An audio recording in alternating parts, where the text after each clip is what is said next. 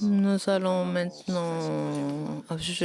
Permettez-moi tout d'abord de vous expliquer les objectifs de ce colloque. Donc, nous sommes dans un monde de plus en plus globalisé. Nous voyons de plus en plus d'étudiants étrangers, de chercheurs étrangers aussi. Nous voyons beaucoup de classements internationaux des universités.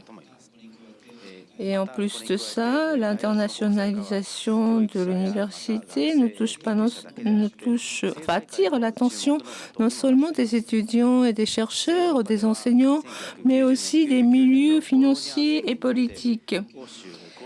Comme vous savez, en Europe, il y a eu la déclaration de Bologne qui a été adoptée par l'Union européenne et un espace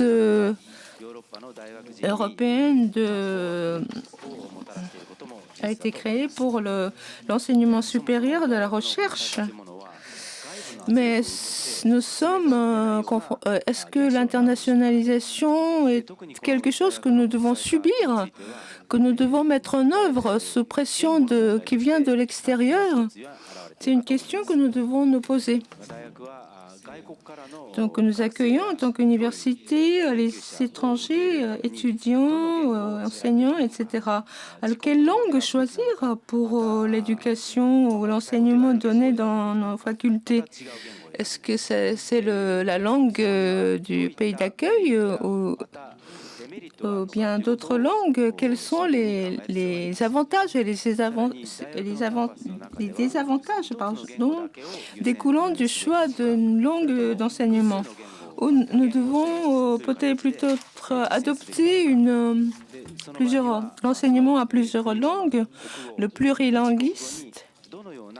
Quel rôle et quelle place accorder à ces langues étrangères? Et quelle serait la politique linguistique que l'université doit choisir pour répondre aux besoins des étudiants, pour les connaissances et de maintenir le niveau scientifique de la recherche? L'international d'une université n'est pas une question de gestion ou d'une question économique. Et bien sûr, l'internationalisation de l'université contribue à l'augmentation du budget accordé par l'État, mais c'est la politique, le choix linguistique que fait une université concerne beaucoup d'autres domaines que les finances. Comme vous le savez, l'université de Kyoto, depuis l'année dernière, met en œuvre un projet de 100 enseignants étrangers. Donc, elle promeut son internationalisation et cette année, elle a obtenu un budget pour une super université.